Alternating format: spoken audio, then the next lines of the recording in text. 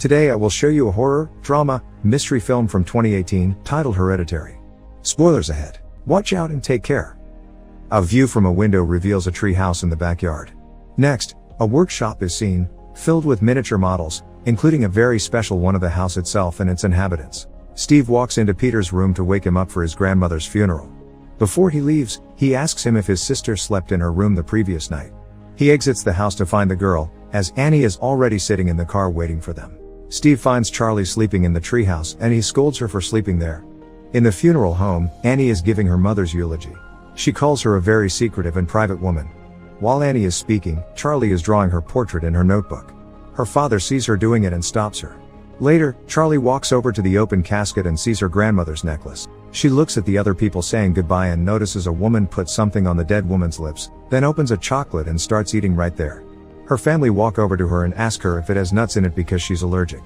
They come back home after the funeral and walk inside the house greeting Maxie. Annie asks Steve if she should be sadder. Later, she's working on a miniature of her mother in the hospice, when Steve comes in and they chat a little. Peter is in his room playing the guitar and Steve checks up on him too. Annie goes over to Charlie's room.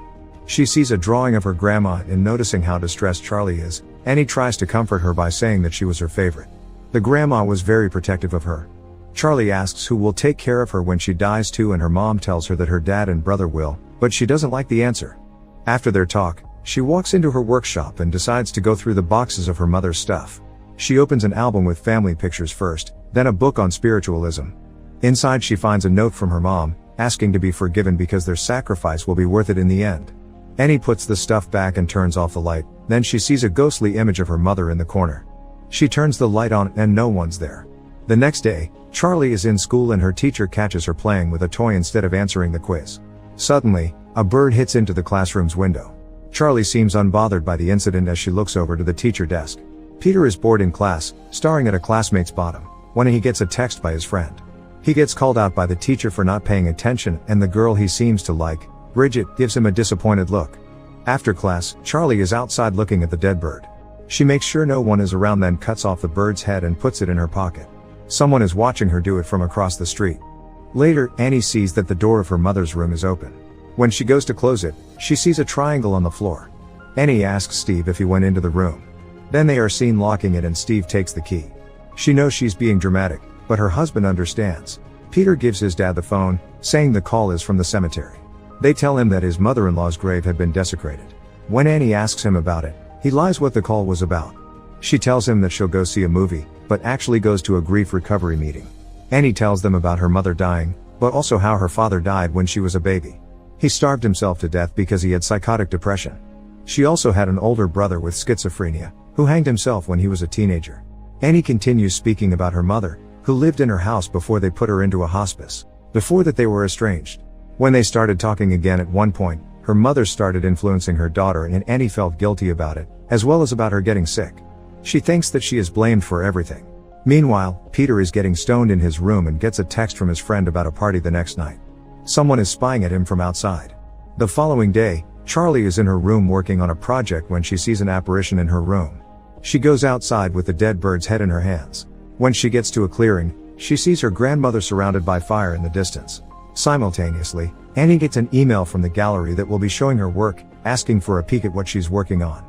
She goes to prepare her piece in her workshop, when Peter comes in and asks her if he could borrow one of the cars for the party. He tells her that he won't be drinking, which she barely believes, then she tells him to ask his sister to come with him. He looks for her in her room, but she's not there. Annie looks for Charlie and finds her in the clearing, yelling at her for being outside the house barefoot and without a coat. She tells her mom that she wants her grandma. When they enter the house, Annie tells her that she'll be going to a party with her brother. She doesn't want to go because she doesn't know anyone. Annie tells Peter that now that she's coming with him, he really can't drink. They drive to the party, both unhappy about their situation. They pass a pole on the road that has the same marks seen on the grandma's necklace. As soon as they arrive at the party, Peter spots Bridget there. Meanwhile, Annie is putting one of her miniature models together. She looks at the miniature of her mom. At the party, Peter starts talking to Bridget and asks her if she wants to smoke some weed with him. She tells him that the other room has a bong and they go toward it. He notices Charlie following them and begs her to stay back. Peter tells her to get some of the cake to get rid of her. Him and the girl join two other people in the next room. Meanwhile, Charlie is at the main room, eating some of the cake. She starts feeling bad. Bridget asks him about his sister and tells him that she made a bad drawing of her. Charlie is sitting by herself, working on her project, breathing heavily. She drinks some water. Peter is smoking weed as she enters the room calling for him. He notices that she has difficulty breathing and she tells him that her throat is closing up. She's having an allergic reaction from the nuts in the cake. Peter carries her out to the car and speeds to the hospital. The girl can barely breathe.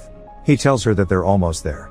She opens the window and puts her head out, as Peter tries to avoid hitting something on the road. Her head gets ripped off by the pole. He stops the car and sits there in complete shock. Peter can't even make himself look back. He starts crying, then drives away. When he gets to the house, his parents hear him come in, but he doesn't say anything to them, he just walks into his room and lies down.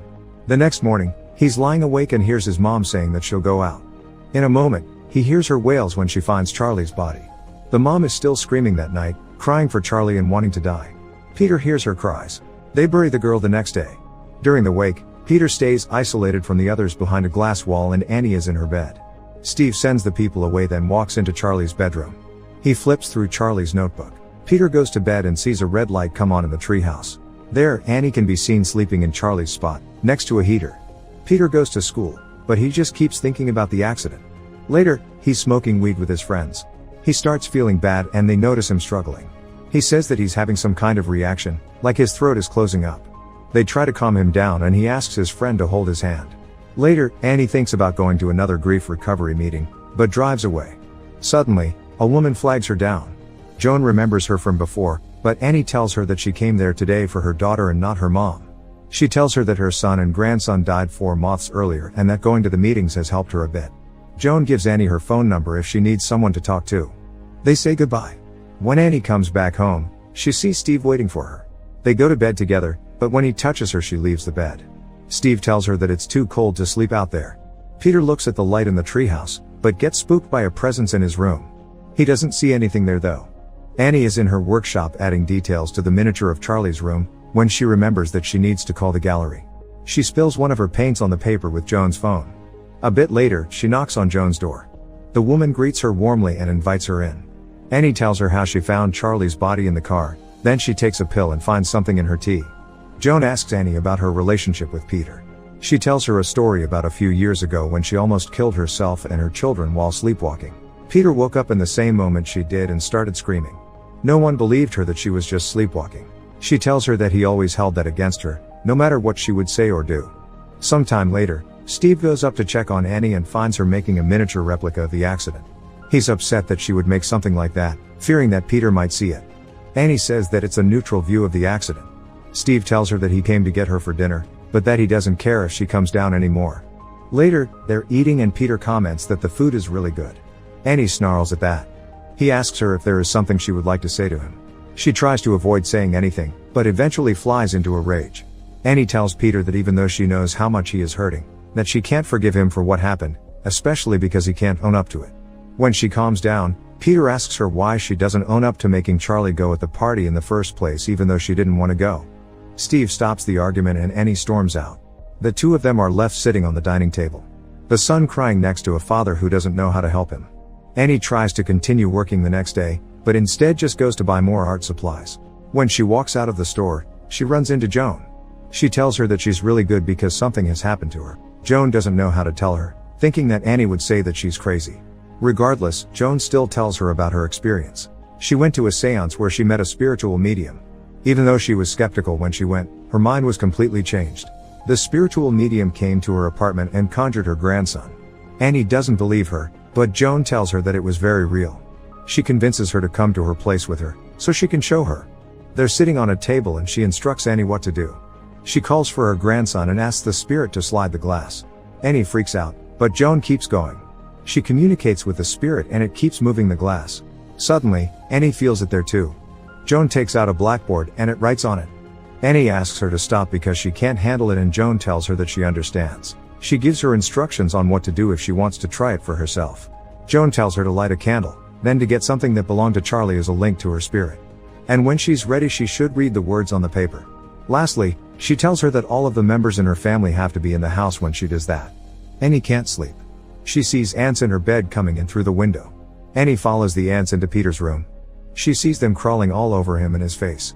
All of a sudden, Peter wakes her because she was sleepwalking. She asks him if Charlie is there. And he asks her why she's scared of him.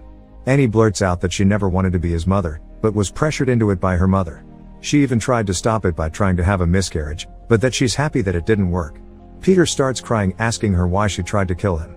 She says that she was actually trying to save him, and she bursts into flames. Suddenly, Annie wakes up in her bed. She goes into the bathroom and says the words on the paper that Joan gave her. Annie goes into Peter's room and wakes him, apologizing for everything and telling him to come downstairs to try something together. She wakes Steve up too. They all gather in the dining room and she brings the table to them, grabs their hands and tells them to think of Charlie. Steve gets mad at her, but she says that she's a medium and that she can show them. Peter agrees to stay, and after some convincing, Steve does as well. She concentrates and asks